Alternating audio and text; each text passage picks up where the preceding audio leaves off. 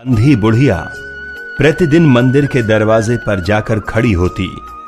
दर्शन करने वाले बाहर निकलते तो अपना हाथ फैला देती और विनती किया करती, बाबूजी, अंधी पर दया हो जाए। वह जानती थी कि मंदिर में आने वाले सहृदय और दयालु हुआ करते हैं। उसका यह अनुमान असत्य न था। आने वाले 2-4 पैसे उसके हाथ पर रख ही देते थे। बुढ़िया उनको अनेक दुआएं देती और उनकी सहृदयता को सराहती। स्त्रियां भी उसके पल्ले में थोड़ा सा अनाज डाल जाया करती। सुबह से शाम तक वह इसी प्रकार हाथ फैलाए खड़ी रहती। इसके पश्चात मन ही मन भगवान को प्रणाम करती और अपनी लाठी के सहारे अपनी झोपड़ी की राह पकड़ती।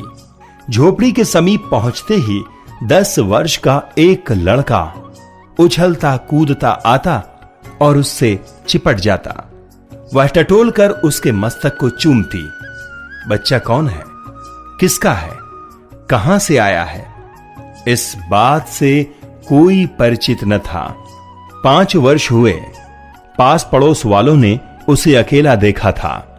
उन्हीं दिनों एक दिन संध्या समय लोगों ने उसकी गोद में एक बच्चा देखा। वह रो रहा था।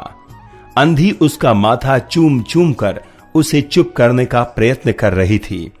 यह कोई असाधारण घटना न थी। अतः किसी ने भी नहीं पूछा कि बच्चा किसका है। उसी दिन से वह बच्चा उसके पास था और प्रसन्न था। उसको वह अपने से अच्छा खिलाती और पहनाती। बुढ़िया ने झोपड़ी में एक हांडी गाड़ रखी थी। जो कुछ मांग कर लाती उसमें डाल देती और उसे किसी वस्तु से ढांप देती ताकि दूसरे व्यक्तियों की दृष्टि उस पर न पड़े। खाने के लिए अन्न काफी मिल जाता था। उससे काम चलाती। पहले बच्चे को भरपेट खिलाती, फिर स्वयं खाती। रात को बच्चे को अपने वक्ष से लगाकर वहीं पड़ी रहती। प्रातः काल होते ही फिर मंदिर के द्वार पर जा खड़ी होती। उसके पास काफी रुपए हो गए थे, जिससे हांडी लगभग पूरी भर गई थी। उसको शंका थी कि कोई उसको चुरा न ले। एक दिन संध्या समय अंधी ने वह हांडी उखाड़ी और अपने फटे हुए आंचल में छिपाकर सेठ बनारसी दास की कोठी पर जा पहुंची। काशी में सेठ बनारसी दास बहुत प्रसिद्ध व्यक्ति थे। बच्चा बच्चा उनकी कोठी से परिचित था। बहुत बड़े देव भक्त और धर्मात्मा थे। अंधी ने हांडी सेठ जी के आगे सरका दी और डरते डरते कहा, सेठ जी, इसे अपने पास जमा कर लो। मैं अंधी अपाहिज कहां रखती फिरूंगी। सेठ जी ने हांडी की ओर देखकर कहा, इसमें क्या है? अंधी ने उत्तर दिया, भीख मांगकर अपने बच्चे के लिए 2-4 पैसे इकट्ठा किए हैं। अपने पास रखती डरती हूं। कृपया आप इन्हें अपनी कोठी में रख लें। सेठ जी ने मुनीम की ओर देखते हुए कहा, बही में जमा कर लो।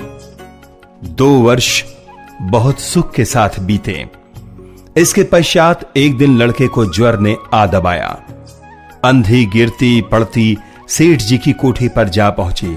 बोली, सेठ जी, मेरी जमा पूंजी में से 10-5 रुपए मुझे मिल जाएं तो बड़ी कृपा हो।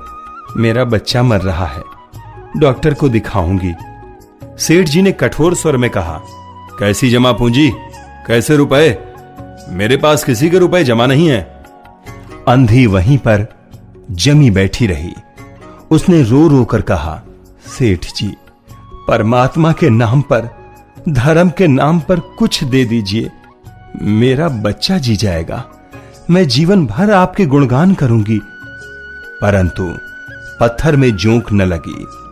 सेठ जी ने क्रुद्ध होकर उत्तर दिया, जाती है या नौकर को बुलाऊं? अंधी लाठी टेक कर खड़ी हो गई और सेठ जी की ओर मुख करके कहा, अच्छा, भगवान आपको बहुत दें, और अपनी झोपड़ी की ओर चल दी। यह आशीष न था, बल्कि एक बुढ़िया का शाप था। बच्चे की दशा बिगड़ती गई। एक दिन उसकी अवस्था बहुत चिंताजनक हो गई तथा प्राणों के लाले पड़ गए। उसके जीवन से बुढ़िया भी निराश हो गई। सेठ जी के अनुचित व्यवहार पर उसे रह रहकर क्रोध आता था। सोचती, इतना धनी व्यक्ति है, 2-4 रुपए दे देता तो क्या चला जाता, और फिर मैं उससे कुछ दान नहीं मांग रही थी, अपने ही रुपए मांगने गई थी। सेठ जी से उसे घृणा हो गई। बैठे बैठे उसे कुछ ध्यान आया। उसने बच्चे को अपनी गोद में उठा लिया और ठोकरे खाती गिरती पड़ती सेठ जी के पास पहुंची और उनके द्वार पर धरना देकर बैठ गई। बच्चे का शरीर ज्वर से भभक रहा था और बुढ़िया का कलेजा भी। सेठ जी पधारे। बच्चे को देखकर उन्हें बहुत आश्चर्य हुआ कि उसकी सूरत उनके मोहन से मिलती जुलती है। उन्हें स्मरण हो आया कि 7 वर्ष पूर्व जब मोहन किसी मेले में खो गया था, तब उसकी जांघ पर लाल रंग का चिन्ह था। इस विचार के आते ही उन्होंने बुढ़िया के गोद के बच्चे की जांघ देखी। चिन्ह अवश्य था, परंतु पहले से कुछ बड़ा। उन्हें विश्वास हो गया कि बच्चा उन्हीं का है। उन्होंने तुरंत उसे छीनकर कलेजे से चिपटा लिया। शरीर ज्वर से तप रहा था। नौकर को डॉक्टर को लाने के लिए भेजा और स्वयं मकान के अंदर चले गए। बुढ़िया खड़ी हो गई और चिल्लाने लगी, मेरे बच्चे को न ले जाओ, मेरे रुपए तो हजम कर गए, अब क्या मेरा बच्चा भी मुझसे छीनोगे? सेठ जी बहुत चिंतित हुए और कहा, बच्चा मेरा है, 7 वर्ष पूर्व कहीं खो गया था, अब मिला है, अब इसको नहीं जाने दूंगा और लाख प्रयत्न करके भी इसके प्राण बचाऊंगा। अंधी ने ठहाका लगाया, बच्चा तुम्हारा है, इसलिए लाख यत्न करके उसे बचाओगे। मेरा बच्चा होता तो उसे मर जाने देते, क्यों? यह तो अन्याय है। इतने दिनों तक खून पसीना एक करके उसे पाला है, मैं उसको अपने हाथ से जाने नहीं दूंगी। सेठ जी की अजीब दशा थी, कुछ करते धरते नहीं बनता था। कुछ देर वहीं मौन खड़े रहे, फिर मकान के अंदर चले गए। बुढ़िया कुछ समय तक खड़ी रोती रही, फिर वह भी अपनी झोपड़ी की ओर चल दी। दूसरे दिन प्रातःकाल प्रभु की कृपा हुई या दवा ने अपना जादू का प्रभाव दिखाया, मोहन का बुखार उतर गया। होश आने पर उसने आंखें खोली तो सर्वप्रथम शब्द उसकी जबान से निकला, मां। चारों ओर अपरिचित चेहरे देखकर उसने अपने नेत्र फिर बंद कर लिए। उस समय से उसका ज्वर फिर अधिक होना शुरू हो गया। सहसा सेठ जी को बुढ़िया का ध्यान आया।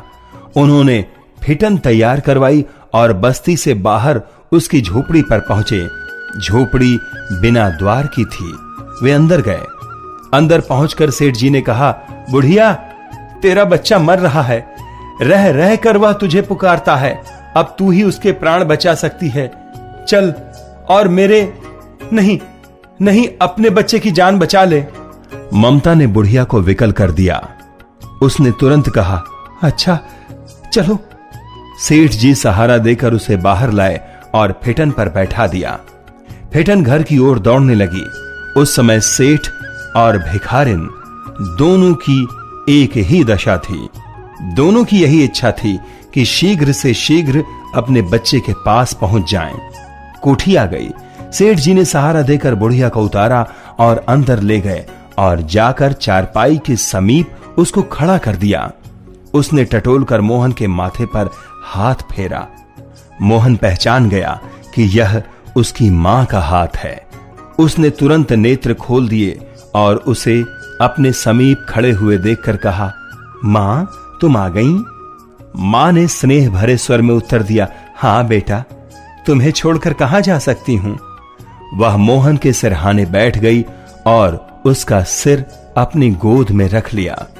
मोहन को बहुत सुख अनुभव हुआ और वह उसी गोद में सो गया। दूसरे दिन से मोहन की दशा अच्छी होने लगी और 10-15 दिनों में वह बिल्कुल स्वस्थ हो गया। मोहन के पूरी तरह स्वस्थ हो जाने पर बुढ़िया ने विदा मांगी। सेठ जी ने बहुत कहा कि वह उन्हीं के पास रह जाए, परंतु वह सहमत नहीं हुई। उन्होंने रुपयों की एक थैली उसके हाथों में दे दी। उसने पूछा, इसमें क्या है? सेठ जी ने कहा, इसमें तुम्हारी धरोहर है, तुम्हारे रुपए, मेरा वह अपराध। अंधी ने बात काट कर कहा, यह रुपए तो मैंने तुम्हारे मोहन के लिए इकट्ठे किए थे, उसी को दे देना। अंधी लाठी टेकती हुई चल दी। रविंद्रनाथ टैगोर।